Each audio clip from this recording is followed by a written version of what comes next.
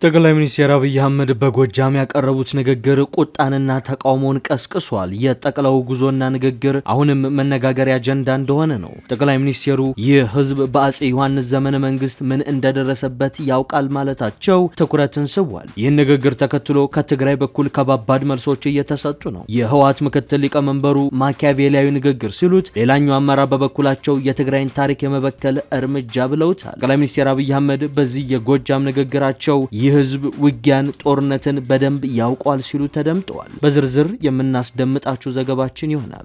ከውስጥም ከውጭም ተከበናል ሲል ፓርቲው አስጠነቀቀ። ከውስጥም ከውጭም እያጠቁን ነው፣ የራሳችንን እድል በራስ የመወሰን አቅማችንን አጥተን በውጭ ኃይሎች እጅ ወድቀናል ሲል አስጠንቅቋል። በሌላ በኩል ህወሓት በትላንትናው ዕለት ተጨማሪ የጦር ኃይል ማስመረቁ እያነጋገረ ይገኛል። በዝርዝር የምትሰሙት ሌላኛው ዘገባችን ይሆናል። የኢትዮጵያ ብሔራዊ ባንክ አነጋጋሪ እርምጃን ወስዷል። እርምጃውን ተከትሎ ታዲያ የዋጋ ንረቱ እንዳይባባስ ስጋትን ፈጥሯል። ከፍተኛ ምሬት እየፈጠረ የሚገኘው የዋጋ ግሽበትን ለመቆጣጠር በሚል በባንኮች ላይ ተጥሎ የቆየው የብድር ገደብ በዛሬው ዕለት ሙሉ በሙሉ ተነስቷል። ከዚሁ ጋር የተገናኘ ሰፊ ጥንቅር በመረጃ አንቀልባችን ሸክፈናል። ግብጽ ኢትዮጵያ ላይ የኃይል እርምጃ እንደምትወስድ ዛተች።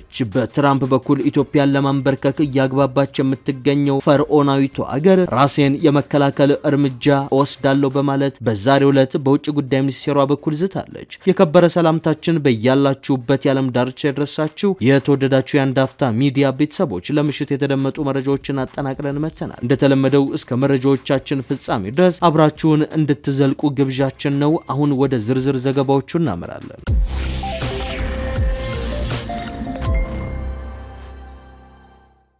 ጠቅላይ ሚኒስትር አብይ አህመድ በጎጃም ደብረ ማርቆስ ተገኝተው ያደረጉት ንግግር እያነጋገረ ይገኛል። ንግግራቸው ቁጣን ተቃውሞንም እያስነሳ ይገኛል። በተለይም በህወሓትና በፋኖ አማጺ እንዲሁም በተቋሚ ጎራ ኃይሎች በኩል የጠቅላይ ሚኒስትሩን ንግግር በተዛባ መልኩ በማቅረብ ተቃውሟቸውን እየገለጹ ነው የሚገኘው። ጠቅላይ ሚኒስትሩ ይህ ህዝብ በአጼ ዮሐንስ ዘመነ መንግስት ምን እንደደረሰበት ያውቃል ያሉ ሲሆን ይህን ንግግር ተከትሎ ታዲያ በተለይም ከትግራይ በኩል ከባባድ መልሶ እየተሰጡ ነው። የህወሓት ምክትል ሊቀመንበሩ ማኪያቬሊያዊ ንግግር ሲሉት፣ ሌላኛው አመራር በበኩላቸው የትግራይን ታሪክ የመበከል እርምጃ ሲሉ ኮንነውታል። በትላንትናው ዕለት ከ6 ዓመታት በኋላ በጎጃም ጉብኝት ያደረጉት ጠቅላይ ሚኒስትር አብይ አህመድ በጉብኝታቸው ዕለት የሰጡት አስተያየት እያነጋገረ ይገኛል። በተለይም አጼ ዮሐንስን በተመለከተ ያቀረቡት ታሪካዊ ንግግር ከትግራይ ኃይሎች በኩል ከባድ ትችትን ነው ያሰነዘረባቸው። የህወሓትና የትግራይ ምክትል ሊቀመንበርና ምክትል ፕሬዝዳንት የሆኑት አቶ አማኑኤል አሰፋ ለጠቅላይ ሚኒስትሩ ምላሽ ከሰጡ ግለሰቦች መካከል ይጠቀሳሉ። አቶ አማኑኤል ለኢትዮጵያ ሉዓላዊነትና ክብር ሲባል ከትግራይ መተማ ድረስ በእግራቸው ተጉዘው መላ የአማራ ህዝብ በመስዋዕትነታቸው ከሰው በላው መሐዲስት ያዳኑት ጀግናና ሩህሩህ ንጉስ ዮሐንስ ከወራሪው ፋሽስት ጣሊያን ጋር እያመሳሰሉ ፖለቲካ ለመስራት መሞከር በቃ አንጣላም አንጋደልም ባሉ የአማራና የትግራይ ህዝቦች ተስፋ የመቁረጥ ሁነኛ ማሳያ ነው ብለውታል። እነዚህ ሰዎች ሰርተው በማሳየት ሳይሆን በተጋሩ የተፈጸሙ ገድሎችንና መልካም ተግባሮች በማንቋሸሽ በልጠው ለመታየት የሚጥሩ ማኪያቬሊያን ናቸው በማለትም ተችቷቸዋል። የመቀሌ ኤፍኤም በበኩሉ ያነጋገራቸው አንድ የህወሓት ከፍተኛ አመራር በበኩላቸው ጠቅላይ ሚኒስትር አብይ አህመድ ያቀረቡት ንግግር የሀገር ፍቅርንና ክብርን በተግባር ላስመሰከሩት አጼ ዮሐንስ አራተኛ ታሪካቸውን ለመበከል የተደረገ ሙከራ ነው በማለት አጣጥለውታል። እኚህ አመራር የብልጽግና መንግስትን ጄኖሳይድ በመፈጸምና አሁንም እየፈጸመ እንዳለ በመግለጽ ጠንከር ያሉ ትችቶችንም አቀርበዋል። ተጋሩ በታሪካችን በጠላቶቻችን ተንበርክከን የማናቅ ህዝብ ሆነን ሳለ አንድነታችንን ለማፍረስና የተበታተነ ህዝብ ለማድረግ ብልጽግና ቀንና ሌሊት እየሰራ ይገኛል በማለትም ጠቅላይ ሚኒስትሩ ከጎጃም ደብረ ማርቆስ ያሰሙትን ንግግር በጽኑት ሲተቹ ተደምጠዋል።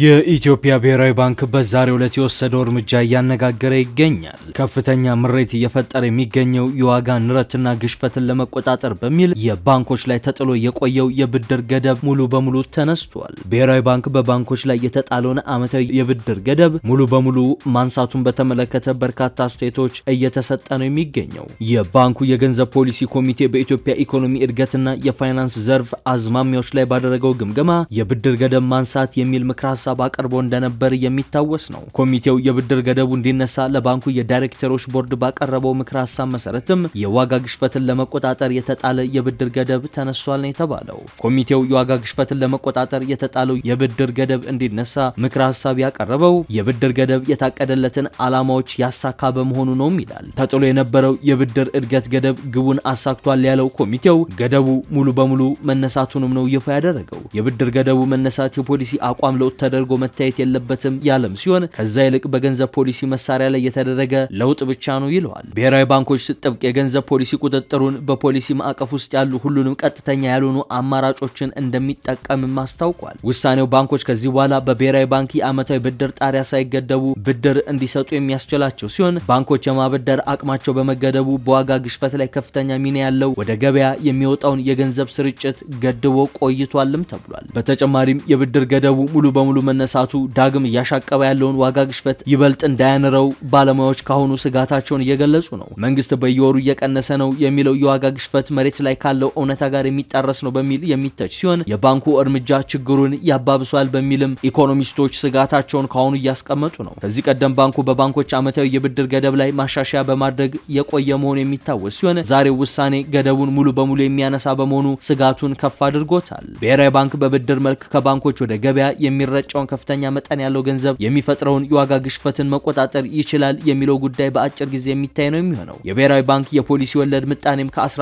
በመቶ ወደ 16 በመቶ ከፍ እንዲል የተወሰነ ሲሆን የወለድ ምጣኔው እድገት የገንዘብ ፖሊሲን በማጠናከር የዋጋ ንረትን ለመቆጣጠር ያግዛልም ተብሏል። በተጨማሪም በውጭ ምንዛሬ ዘርፍ ላኪዎችና የውጭ ምንዛሬ አስገኞች ለባንኮች የሚያስረክቡት የውጭ ምንዛሬ ግዴታ ከ50 በመቶ ወደ 30 በመቶ ዝቅ ተደርጓል። እንዲሁም ባንኮች ከውጭ ምንዛሬ ግዢ ጋር በተያያዘ የሚያስከፍሉት የኮሚሽን ምጣኔ ከ2.5 በመቶ ወደ 1.5 በመቶ ዝቅ ብሏል።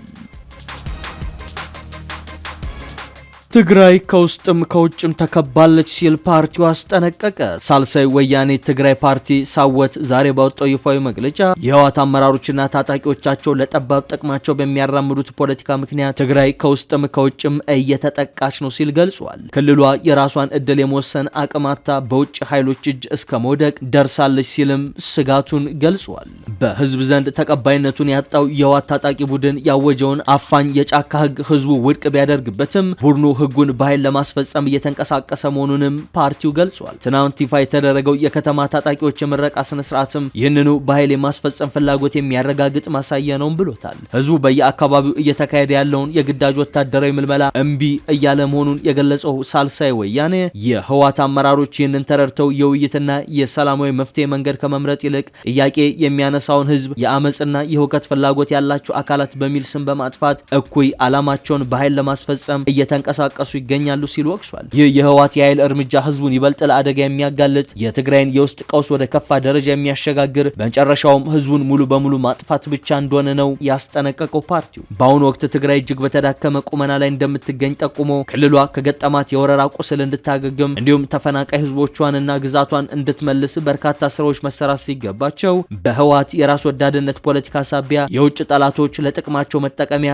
እያደረጓት ነው ሲል አብራርቷል። ለእያንዳንዱ የትግራይ ተወላጅ ህይወት የሚቆረቆር ጠንካራ ብሔራዊ መንግስት አለመኖሩ ለዚህ ሁሉ መከራ መነሻ መሆኑን ያመነም ሲሆን ከዚህ አደገኛ አዙሪት ለመውጣት በአስቸኳይ ሁሉን አሳታፊ የሆነ ብሔራዊ ጉባኤ በማካሄድ የትግራይን ህዝብ የድነት ጉዞ መጀመር እንዳለበት ጥሪውን አቅርቧል። ይህ በእንዲህ እንዳለ በኃይል ስልጣን የያዘው የትግራይ ክልላዊ አስተዳደር በቅስቀሳ ተደናግጠው የወጡ የትግራይ ወጣቶች ወደ ክልላቸው እንዲመለሱ ያወጣው ማስጠንቀቂያና ጥሪ እያነጋገረ ነው። አስተዳደሩ የፌዴራል መንግስት ወኪሎች ያላቸው አካላት የትግራይ ወጣቶች ከክልሉ እንዲወጡ ቅስቀሳ እያደረጉ ነው በማለትም ወንጅሏል። ፌዴራል መንግስቱ ጦርነት ለመጀመር ሁሉንም አይነት ወታደራዊና ፖለቲካዊ ዝግጅቶችና ትንኮሳዎችን እያደረገ ይገኛል ሲል ከሶ በክልሉ አዲስ አካታች አስተዳደር የተቋቋመው ፌዴራል መንግስቱ የግጭት ማቆም ስምምነቱን ተግባራዊ ባለማድረጉ ነው በማለትም የፌዴራል መንግስቱ ላይ ክሱን አሰምቷል።